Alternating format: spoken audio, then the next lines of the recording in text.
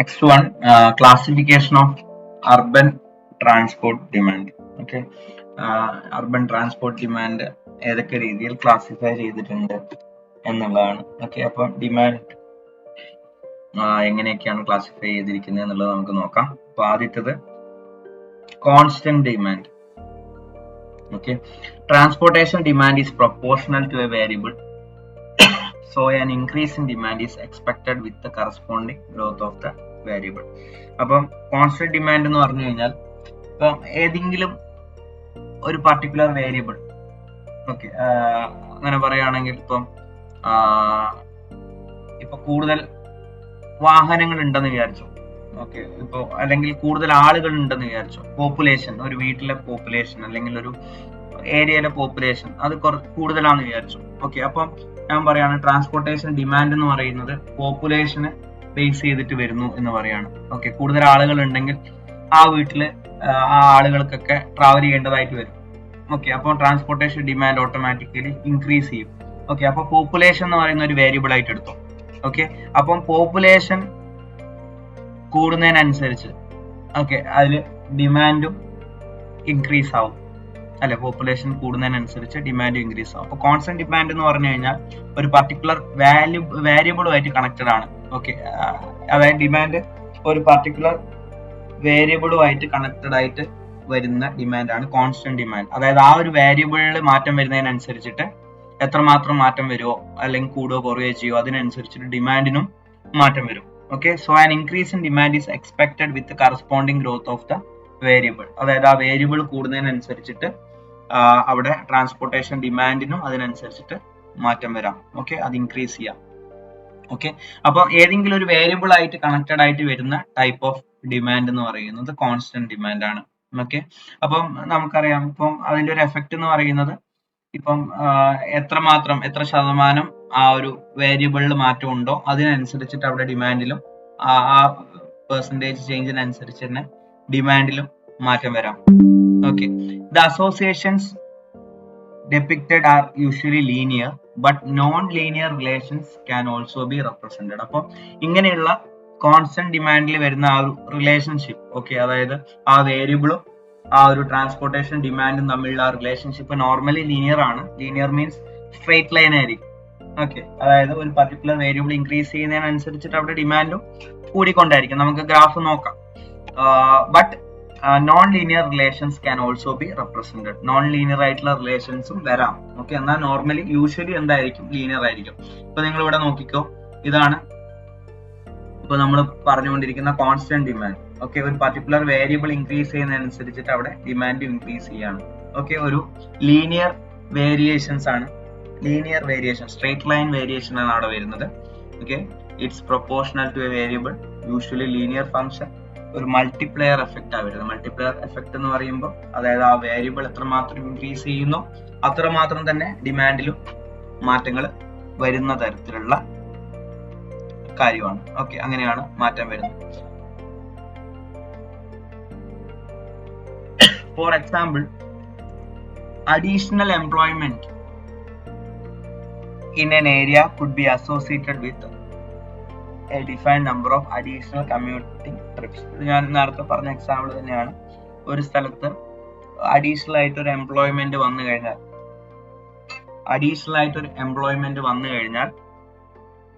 അവിടെ അധികമായിട്ട് ട്രിപ്പ് വരാം. ഓക്കെ, ആ ജോലിയിലേക്ക് അല്ലെങ്കിൽ ആ ജോലി ചെയ്യുന്ന സ്ഥലത്തേക്ക് കൂടുതൽ യാത്രകൾ അവിടെ വരാം. ഓക്കെ, അപ്പം ഇതൊരു കോൺസ്റ്റന്റ് ഡിമാൻഡ് ആണ് അല്ലെങ്കിൽ ഒരു ലീനിയർ ആയിട്ട് വരുന്ന വേരിയേഷൻ ആണ് അവിടെ. ഓക്കെ, അവിടെ ഉള്ള വേരിയബിൾ എന്ന് പറയുന്നത് അഡീഷണൽ എംപ്ലോയ്മെന്റ് ആണ്. അഡീഷണലി ഉള്ള എംപ്ലോയ്മെന്റ് കൂടുന്നതിനനുസരിച്ച് അതിനനുസരിച്ച് ട്രിപ്പിന്റെ എണ്ണവും അവിടെ കൂടുന്നു എന്നുള്ളതാണ്. ഓക്കെ, അപ്പം അർബൻ ട്രാൻസ്പോർട്ട് ഡിമാൻഡിൽ ആദ്യത്തെ കോൺസ്റ്റന്റ് ഡിമാൻഡ്. ഓക്കെ, അതായത് അത് ആ ഒരു ടൈപ്പ് ഓഫ് ഡിമാൻഡ് എന്ന് പറയുന്നത് അല്ലെങ്കിൽ ഈ കോൺസ്റ്റന്റ് ഡിമാൻഡ് നമുക്ക് പറയാൻ പറ്റുന്നത് ഒരു വേരിയബിളിനെ ഡിപ്പെൻഡ് ചെയ്തിട്ട് ട്രാൻസ്പോർട്ടേഷൻ ഡിമാൻഡ് വരുമ്പോഴാണ്.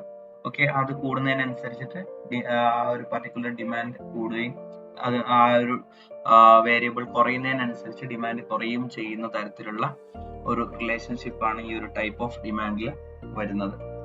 പിന്നെ രണ്ടാമത്തെ ഡിറ്റർമിനിസ്റ്റിക് ഡിമാൻഡ്. ഓക്കെ, ഡിറ്റർമിനിസ്റ്റിക് നമുക്കറിയാം ട്രാൻസ്പോർട്ടേഷൻ ഡിമാൻഡ് എന്ന് പറയുന്നത് ശരിക്കും ഒരു സിംഗിൾ വേരിയബിളിനെ മാത്രം ബേസ് ചെയ്തിട്ട് വരുന്നതല്ല, പല ഫാക്ടേഴ്സ് വരാം. ഇപ്പൊ ഞാൻ നേരത്തെ ഒരു എക്സാമ്പിൾ പറഞ്ഞു, പോപ്പുലേഷൻ എന്നുള്ള ഒരു എക്സാമ്പിൾ പറഞ്ഞു. ഓക്കെ, ഇനി ചിലപ്പം വേറൊരു ഫാക്ടർ എന്ന് പറയുന്നത് ഇപ്പം ടൗണിന്റെ സെന്ററിലാണ് താമസിക്കുന്ന ലൊക്കേഷൻ. ഓക്കെ, ടൗണിനോട് ചേർന്നിട്ടാണെങ്കിൽ അവിടെ കൂടുതലും യാത്ര ചെയ്യാനുള്ള ഒരു ടെൻഡൻസി കൂടുതലായിരിക്കും. ഇപ്പൊ ടൗണിൽ നിന്ന് കുറെ വിട്ടിട്ടാണെങ്കിൽ അത്രയും ദൂരം ടൗണിലേക്ക് എത്താൻ ട്രാവൽ ചെയ്യേണ്ട ഒരു കാര്യം ഉള്ളത് കൊണ്ട് ഒരു പക്ഷെ അവിടുത്തെ നമ്പർ ഓഫ് ട്രിപ്സിന്റെ എണ്ണം കുറവായിരിക്കാം. എന്നാൽ ടൗണിനോട് ചേർന്നിട്ടുള്ള സ്ഥലമാണെങ്കിൽ അപ്പോൾ ആ ലൊക്കേഷൻ ഒരു ഫാക്ടറാണ്. അതുപോലെ ഫാമിലി ഇൻകം ഒരു ഫാക്ടറാണ്. ഓക്കെ, ഫാമിലി ഇൻകം, ഇപ്പൊ ഒരു വീട്ടിൽ ഇൻകം കൂടുതലാണെങ്കിൽ ഓക്കെ, അപ്പൊ അവിടെ ഓട്ടോമാറ്റിക്കലി യാത്ര ചെയ്യാനുള്ള ഒരു ടെൻഡൻസി കൂടും. ഓക്കെ, അപ്പം ട്രാൻസ്പോർട്ടേഷൻ ഡിമാൻഡ് എന്ന് പറയുന്നത് ഒരു സിംഗിൾ ആയിട്ടുള്ള ഒരു വേരിയബിളിനെ മാത്രം ഡിപ്പെൻഡ് ചെയ്ത് എപ്പോഴും വരണമെന്നില്ല. ഓക്കെ, പല ഫാക്ടേഴ്സിനെ ഡിപ്പെൻഡ് ചെയ്തിട്ട് ഒരു ട്രാൻസ്പോർട്ടേഷൻ ഡിമാൻഡ് വരാം. Okay, transportation demand is A direct function of number of non parameters. പല പാരാമീറ്റേഴ്സിനെ ബേസ് ചെയ്തിട്ട് ട്രാൻസ്പോർട്ടേഷൻ ഡിമാൻഡ് വരാം. Knowing the parameters allows for estimating the demand accurately with a model such as multiple regression. നിങ്ങൾ module number 3 പഠിച്ചിട്ടുണ്ട് multiple regression analysis. Okay, അതായത് ആ ഒരു ട്രിപ്പിനെ effect ചെയ്യുന്ന പല ഫാക്ടേഴ്സ് ഉണ്ട്. ഓക്കെ, ആ പല ഫാക്ടേഴ്സ് കൺസിഡർ ചെയ്തിട്ട് നമ്മൾ ഇക്വേഷൻ ഫോം ചെയ്തിട്ട് എത്രമാത്രം ട്രിപ്സ് ഒരു സ്ഥലത്ത് നിന്ന് ജനറേറ്റ് ചെയ്യുന്നു, അല്ലെങ്കിൽ എത്രമാത്രം ട്രിപ്സ് ഒരു പർട്ടിക്കുലർ റൂട്ടിൽ വരാം, അല്ലെങ്കിൽ ഒരു സോണിൽ നിന്ന് വരാം എന്നുള്ള കാര്യങ്ങളൊക്കെ നമുക്ക് കാൽക്കുലേറ്റ് ചെയ്യാൻ പറ്റും. ഓക്കെ, നമ്മൾ ഇപ്പം ഓരോ വീട്ടിലും കയറി നമുക്ക് ഇന്റർവ്യൂ ചെയ്യാന്ന് പറയുന്നത് പോസിബിൾ അല്ല, അല്ലെ? അതായത് ഇപ്പൊ ഒരു സ്ഥലത്ത് 1,00,000 ആളുകൾ ഉണ്ടെങ്കിൽ ആ 1,00,000 ആളുകൾ താമസിക്കുന്ന വീടുകളിൽ ഓരോ വീടുകളിലും കയറി നമുക്ക് ഇന്റർവ്യൂ ചെയ്ത് അല്ലെങ്കിൽ അവരെ കയ്യിൽ നിന്ന് ഡീറ്റെയിൽസ് കളക്ട് ചെയ്ത് എത്രമാത്രം ട്രിപ്സ് ഡെവലപ്പ് ചെയ്യുന്നു എന്നുള്ളത് കാൽക്കുലേറ്റ് ചെയ്യാൻ നമുക്ക് പോസിബിൾ അല്ല. അപ്പൊ അങ്ങനെയുള്ള സാഹചര്യത്തിലാണ് നമ്മൾ ചില മോഡൽസ്, അതായത് മൾട്ടിപ്പിൾ റിഗ്രഷൻ അനാലിസിസ് എന്നൊക്കെ പറഞ്ഞിരിക്കുന്ന മോഡൽസ് നമ്മൾ യൂസ് ചെയ്യാം. ഓക്കെ, അതായത് പല ഫാക്ടേഴ്സ് കൺസിഡർ ചെയ്ത് അതിൻ്റെ അകത്ത് നമ്മൾ ഇക്വേഷൻസ് ഫോം ചെയ്ത് നമ്മൾ ഏകദേശം എത്ര ട്രിപ്സ് ജനറേറ്റ് ചെയ്യാൻ സാധ്യതയുണ്ട് എന്നുള്ളത് നമ്മൾ കാൽക്കുലേറ്റ് ചെയ്യും. ഓക്കെ, സ്റ്റാറ്റിസ്റ്റിക്കലായിട്ട്. ഓക്കെ, അപ്പം ഞാൻ പറഞ്ഞു വന്നത് പല പാരാമീറ്റേഴ്സിനെ ഡിപ്പെൻഡ് ചെയ്തിട്ടാണ് ഡിമാൻഡ് ഉള്ളത്. ഓക്കെ, പല പാരാമീറ്റേഴ്സിനെ ഡിപ്പെൻഡ് ചെയ്യുന്നുണ്ട്. ഓക്കെ, അപ്പം അങ്ങനെ പല ഫാക്ടേഴ്സ് ഉള്ളത് കൊണ്ട് തന്നെ ഈ പല ഫാക്ടേഴ്സിനെ ബേസ് ചെയ്ത് വരുമ്പോൾ ഇതിന്റെ ഡിമാൻഡ് എപ്പോഴും ലീനിയർ ആവണമെന്നില്ല. ഓക്കെ, നമ്മൾ മുന്നേ ഒരു പർട്ടിക്കുലർ കാര്യത്തിനെ മാത്രം ബേസ് ചെയ്തിട്ട് ഡിമാൻഡ് വരുവാണെങ്കിൽ അതൊരു ലീനിയർ റിലേഷൻഷിപ്പ് ആവാം എന്നുള്ളത് നമ്മൾ പറഞ്ഞിരുന്നു. എന്നാൽ ഇവിടെ പല ഫാക്ടേഴ്സിനെ ബേസ് ചെയ്തിട്ട് ഡിമാൻഡ് വരുമ്പോൾ അത് ലീനിയർ ആവണമെന്നില്ല. ഓക്കെ, അപ്പോൾ അങ്ങനെ പല ഫാക്ടേഴ്സിനെ ഡിപ്പെൻഡ് ചെയ്തിട്ട് വരുന്ന particular type of demand ആണ് deterministic demand എന്ന് പറഞ്ഞു കഴിഞ്ഞാൽ. Okay, for example knowing supply and demand functions through their elasticity allows estimating how many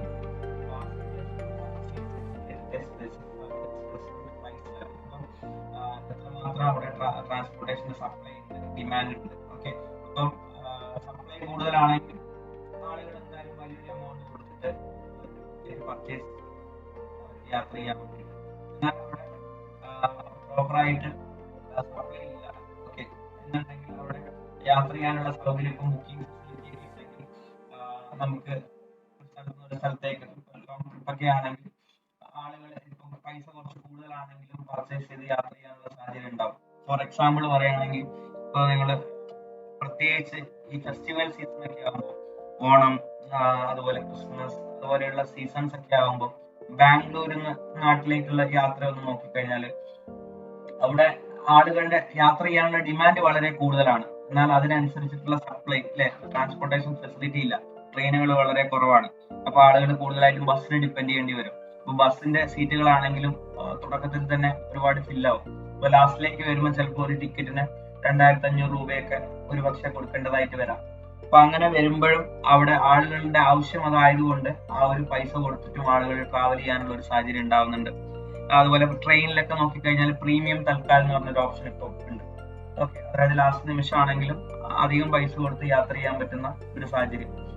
അപ്പൊ അതെല്ലാം വരുന്നത് അവിടുത്തെ സപ്ലൈനെയും ഡിമാൻഡിനെയൊക്കെ ബേസ് ചെയ്തിട്ടാണ്. ഓക്കെ, ആളുകൾ അത് വാങ്ങിക്കോ ഇല്ലയോ അല്ലെങ്കിൽ യാത്ര ചെയ്യോ എന്നുള്ള കാര്യങ്ങളൊക്കെ നമുക്ക് പറ്റുന്നത്.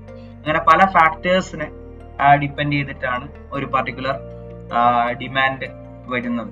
Okay, a spatial interaction model is a standard example of determinist demand which is a general function of attributes of at least 2 locations bounded by a function of the distance. അപ്പം ഡിറ്റർമിനിസ്റ്റിക് ഡിമാൻഡിന് ഒരു എക്സാമ്പിൾ പറയുകയാണെങ്കിൽ ഒരു spatial interaction model എന്ന് നമുക്ക് പറയാം. നമുക്കിപ്പോൾ ഒരു ഫിഗർ നോക്കാം. ഡിറ്റർമിനിസ്റ്റിക് ഡിമാൻഡിന്റെ ഗ്രാഫ് നോക്കിക്കഴിഞ്ഞാൽ ഇവിടെ നിങ്ങൾക്ക് ഡിമാൻഡ് സപ്ലൈ കാണാം. ഓക്കെ, അത് പ്രൈസുമായിട്ടാണ് റിലേറ്റ് ചെയ്തിരിക്കുന്നത്. ഓക്കെ, ഇപ്പം ഡിമാൻഡ് കുറയുന്നത് എപ്പോഴാന്ന് പറഞ്ഞു കഴിഞ്ഞാൽ പ്രൈസ് കൂടുമ്പോഴാണ് അല്ലെ. ഇപ്പൊ പ്രൈസ് കുറഞ്ഞ് ഇരിക്കുന്ന അവസ്ഥയിലാണെങ്കിൽ ഇപ്പൊ ഒരു ട്രാൻസ്പോർട്ടേഷൻ, ഫോർ എക്സാമ്പിൾ ഇപ്പോൾ പബ്ലിക് ട്രാൻസ്പോർട്ടേഷന്റെ കേസ് അല്ലെങ്കിൽ ഇപ്പം ഫ്യൂവൽ കോസ്റ്റിന്റെ കേസ് ഒക്കെ വെച്ച് നോക്കുകയാണെങ്കിൽ ഫ്യൂവൽ കോസ്റ്റ് കുറയുകയാണെങ്കിൽ അല്ലെങ്കിൽ പബ്ലിക് ട്രാൻസ്പോർട്ടേഷൻ അല്ലെങ്കിൽ ഒരു ലക്ഷറിയസ് ആയിട്ടുള്ള ഒരു ട്രാൻസ്പോർട്ടേഷന് പൈസ കുറവാണെങ്കിൽ, ഓക്കെ, പ്രൈസ് വളരെ കുറവാണെങ്കിൽ അതിന് ഡിമാൻഡ് വളരെ കൂടുതലായിരിക്കും. ഓക്കെ, യാത്ര ചെയ്യാനുള്ള ട്രാവൽ ഡിമാൻഡ് വളരെ കൂടുതലായിരിക്കും. എന്നാൽ പ്രൈസ് വളരെ കൂടുതലാണെങ്കിൽ അവിടെ ഡിമാൻഡ് വളരെ കുറവായിരിക്കും. ഓക്കെ, പ്രൈസ് കൂടുമ്പോൾ ഡിമാൻഡ് കുറവായിരിക്കും. എന്നാൽ സപ്ലൈ ആയിട്ട് കറസ്പോണ്ടിങ് ആയിട്ട് നമ്മൾ നോക്കുമ്പോൾ പ്രൈസ് കുറവാകുമ്പോൾ സപ്ലൈ അതിനനുസരിച്ച് കുറവായിരിക്കും, ഡിമാൻഡ് കൂടുതലായിരിക്കും.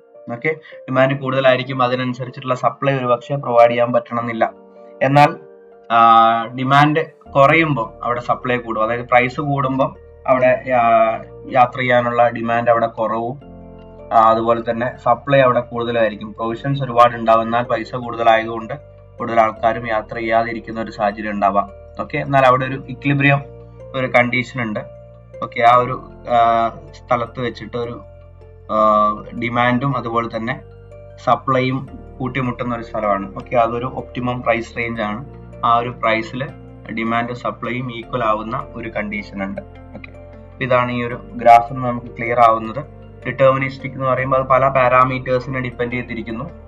ഓക്കെ, നമ്മൾ ഇക്വേഷനൊക്കെ സ്റ്റാറ്റിസ്റ്റിക്കൽ ഇക്വേഷനൊക്കെ ഫോം ചെയ്തിട്ട് നമുക്ക് ഡിമാൻഡൊക്കെ കാൽക്കുലേറ്റ് ചെയ്യാനായിട്ട് പറ്റും. ലീനിയർ റിഗ്രഷൻ അനാലിസിസ്, ഓക്കെ, ആ ഒരു കൺസെപ്റ്റിലൊക്കെ എടുക്കാൻ പറ്റും. പല ഫാക്ടേഴ്സിനെ ഡിപ്പെൻഡ് ചെയ്യുന്നു. എന്നാൽ എല്ലാ കാര്യങ്ങളും നമുക്കറിയാം, വേറെ വ്യത്യാസം വരാനുള്ള സാഹചര്യം ഇല്ല. നോർമലി എങ്ങനെയാണോ മാറ്റങ്ങൾ വരുന്നത് ആ രീതിയിൽ തന്നെ മാറ്റങ്ങൾ വരുള്ളൂ. ഓക്കെ, ഡിറ്റർമിനിസ്റ്റിക് ഡിമാൻഡ് എന്ന് പറയുമ്പോൾ പല ഫാക്ടേഴ്സിനെ ഡിപ്പെൻഡ് ചെയ്തിട്ടുള്ള ഡിമാൻഡാണ്.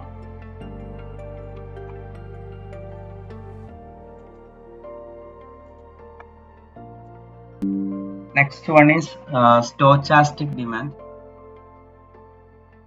ഈ ഒരു ടൈപ്പ് ഓഫ് ഡിമാൻഡ് എന്ന് പറയുന്നത് നമുക്ക് കറക്റ്റ് ആയിട്ട് ആക്യുറേറ്റ്ലി നമുക്ക് എസ്റ്റിമേറ്റ് ചെയ്യാൻ പറ്റില്ല. ഓക്കെ, ഒരു എക്സാമ്പിൾ പറയുകയാണെങ്കിൽ ഇപ്പം നമുക്കൊരു സ്ഥലത്തുനിന്ന് കുറച്ച് ദൂരെയുള്ള ഒരു സ്ഥലത്തുനിന്ന് നമുക്കൊരു പർട്ടിക്കുലർ ഗുഡ്സ് കൊണ്ടുവരണം. ഓക്കെ, നമ്മൾ നാട്ടിലേക്ക് കൊണ്ടുവരണം എന്ന് വിചാരിച്ചോ. ഓക്കെ, അപ്പം ആ ഒരു ഗുഡ്സ് ഇപ്പം ഒരു പർട്ടിക്കുലർ സമയത്ത് ഇപ്പോൾ ഒരു 2-3 ദിവസം മുമ്പാണെങ്കിൽ അതിന്റെ റേറ്റ് ഒരു പർട്ടിക്കുലർ എമൗണ്ട് ആണെങ്കിൽ ഇപ്പോൾ അതിന്റെ റേറ്റ് ഒരു 25% ഇൻക്രീസ് ആയി. ഓക്കെ, അതായത് ആ മാർക്കറ്റിലുള്ള റേറ്റുകൾ ഇങ്ങനെ കൂടിയും കുറഞ്ഞും കൊണ്ടിരിക്കുന്നു. ഓക്കെ, നല്ല രീതിയിലുള്ള വേരിയേഷൻ വരുന്നു. ഓക്കെ, അതുപോലെ തന്നെ വേറൊരു റീസൺ, ഇപ്പം ഫ്യൂവലിന്റെ പ്രൈസ് നല്ല രീതിയിലുള്ള ഒരു മാറ്റം വരുന്നു. ഓക്കെ, അതുപോലെ തന്നെ ഇപ്പം നമ്മളിപ്പോൾ ഗുഡ്സ് കൊണ്ടുവരുന്നതാണെങ്കിൽ അതിന്റെ ലോറി വാടക, ഓക്കെ, അതിലും നല്ല രീതിയിലുള്ള ഒരു ഇൻക്രീസ് വരുന്നു. അല്ലെങ്കിൽ ഇപ്പം വരുന്ന റോഡില് ഒരു പർട്ടിക്കുലർ സംസ്ഥാനത്ത് കൂടെ വരാൻ പറ്റുന്നില്ല, അവിടെ എന്തെങ്കിലും കലാപങ്ങൾ നടക്കുന്നു. ഓക്കെ, അതുപോലെ തന്നെ നോട്ടുമായിട്ട് ബന്ധപ്പെട്ടിട്ടുള്ള അല്ലെങ്കിൽ ഇപ്പം ഡോളറുമായിട്ടുള്ള ആ ഒരു വ്യത്യാസം, ഓക്കെ, ഇന്ത്യൻ റുപ്പിയുടെ ആ ഒരു ഡിഫറൻസ് നല്ല രീതിയിലുള്ള വ്യത്യാസം വന്നു. ഓക്കെ, അങ്ങനെ പല റീസൺസ് ഇപ്പോൾ ഒരു ഡിമാൻഡിനെ ബാധിക്കാം. ഓക്കെ, അതായത് നമുക്ക് ഒരു പർട്ടിക്കുലർ റീസൺ എന്നല്ല, നമുക്ക് കറക്റ്റ് ആയിട്ട് ഇപ്പൊ മുന്നത്തെ കേസിലൊക്കെ നോക്കുകയാണെങ്കിൽ ഡിറ്റർമിനിസ്റ്റിക് ഒക്കെ ആണെങ്കിൽ നമുക്ക് ആ ഡിമാൻഡ് കാൽക്കുലേറ്റ് ചെയ്യാൻ പറ്റുമായിരുന്നു. കാരണം അതിൽ വരുന്ന പല ഫാക്ടേഴ്സും നമുക്കറിയാം. അതുപോലെ ലീനിയർ ആയിട്ടുള്ള കേസ് നമ്മൾ ഫസ്റ്റ് നോക്കിയിട്ടുള്ള കോൺസ്റ്റന്റ് ഡിമാൻഡിലാണെങ്കിൽ ഒരു പർട്ടിക്കുലർ വേരിയബിളിനെ മാത്രം ഡിപ്പെൻഡ് ചെയ്ത് വരുന്നു. അപ്പൊ ആ ഒരു ഡിമാൻഡ് എന്ന് പറയുന്നത് ഒരു സ്ട്രേറ്റ് ലൈൻ പോലെയാണ്, നമുക്ക് അതും പ്രെഡിക്റ്റബിൾ ആണ്.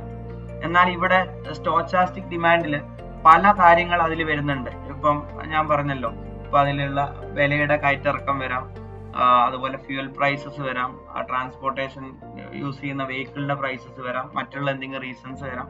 അങ്ങനെ പല കാര്യങ്ങളെ ഡിപ്പെൻഡ് ചെയ്തിരിക്കുന്നു. എന്നാൽ ഇതിനൊന്നും നമുക്കൊരു 100% ഇങ്ങനെ ആയിരിക്കും എന്നുള്ളത് പറയാനും പറ്റണമെന്നില്ല. ഓക്കെ, അപ്പൊ ഇതെല്ലാം ഒരു പ്യുവർ പ്രോബബിലിറ്റി ബേസിസിൽ വരുന്ന ടൈപ്പ് ഓഫ് ഡിമാൻഡ് ആണ് സ്റ്റോച്ചാസ്റ്റിക് ഡിമാൻഡ് എന്ന് പറഞ്ഞു കഴിഞ്ഞാൽ. ഓക്കെ, അത് പല കാര്യങ്ങളെ, അതായത് കണക്റ്റഡ് ആയിരിക്കുന്ന പല ഫാക്ടേഴ്സിനെ ഡിപ്പെൻഡ് ചെയ്തിരിക്കുന്നു. എന്നാൽ നമുക്ക് 100% ഇങ്ങനെയാണെന്നുള്ളത് പറയാനും പറ്റാത്ത തരത്തിലുള്ള ഒരു ഡിമാൻഡാണ്.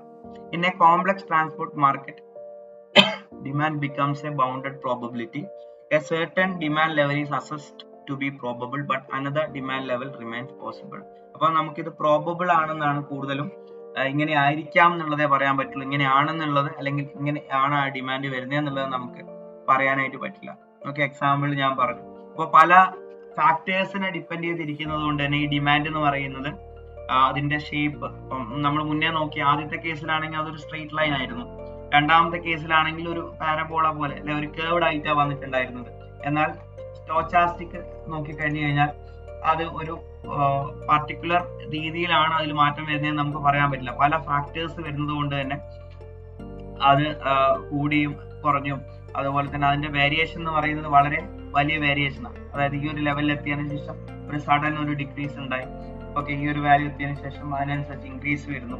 ഓക്കെ, അപ്പൊ ഇവിടെ ഈ ഒരു ടൈപ്പ് ഓഫ് ഡിമാൻഡിൽ മൾട്ടിപ്പിൾ പാരാമീറ്റേഴ്സ് വരുന്നുണ്ട്. ഇപ്പൊ ഞാൻ പറഞ്ഞല്ലോ, ഇപ്പൊ ഒരു ജസ്റ്റ് ഒരു ഗുഡ്സ് നമുക്ക് ഒരു സ്ഥലത്ത് നിന്ന് ഒരു സ്ഥലത്തേക്ക് കൊണ്ടുവരുന്ന കേസ് പറഞ്ഞപ്പോൾ തന്നെ അതിൽ പല കാര്യങ്ങൾ വന്നു. ഓക്കെ, അവിടെ ഫ്യൂവലിന്റെ പ്രൈസ് വന്നു, അതുപോലെ തന്നെ ആ ഒരു പർട്ടിക്കുലർ മെറ്റീരിയലിന്റെ പ്രൈസ് വന്നു, ട്രാൻസ്പോർട്ടേഷന്റെ ചാർജ് വരുന്നു.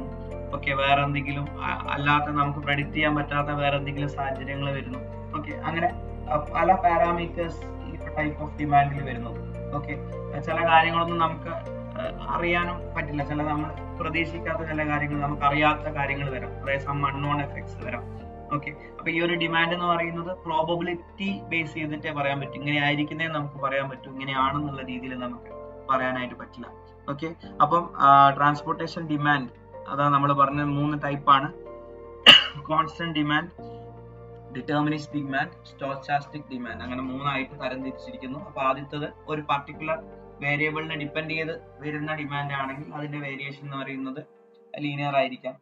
ഓക്കെ, രണ്ടാമത്തത് ഡിറ്റർമിനിസ്റ്റിക് ആണെങ്കിൽ നമുക്ക് പ്രെഡിക്റ്റ് ചെയ്യാൻ പറ്റും, ഇങ്ങനെ ആയിരിക്കും ഓക്കെ അതിന്റെ വേരിയേഷൻ വരുന്നത്. ഓക്കെ, ഇത്രമാത്രം ഡിമാൻഡ് വരാം എന്നുള്ള കാര്യങ്ങളൊക്കെ നമുക്ക് പ്രെഡിക്റ്റ് ചെയ്യാൻ പറ്റും, പല ഫാക്ടേഴ്സിനെ ഡിപ്പെൻഡ് ചെയ്തിട്ടാണ്. എന്നാൽ അതിൽ യാതൊരുവിധ കൺഫ്യൂഷൻസും ഇല്ല, അതൊക്കെ ക്ലിയർ ആയിരിക്കും, കട്ട് ആൻഡ് ക്ലിയർ ആയിരിക്കും. എന്നാൽ സ്റ്റോച്ചാസ്റ്റിക്കിലാണെങ്കിൽ പല നമ്മൾ പ്രതീക്ഷിക്കാത്ത പല കാര്യങ്ങളും വരാം, പല ഫാക്ടേഴ്സ് അതിൽ ഇൻക്ലൂഡഡ് ആവാം. അപ്പൊ അതിന്റെ വേരിയേഷൻ എന്ന് പറയുന്നത് നമുക്ക് പ്രെഡിക്റ്റ് ചെയ്യാൻ പറ്റുന്നില്ല. അപ്പൊ ഈ ഒരു ഫിഗർ, ഓക്കെ, ഈ ഒരു ഗ്രാഫ് നമ്മൾ നോട്ട് ചെയ്ത് വെക്കുന്നത് നല്ലതായിരിക്കും.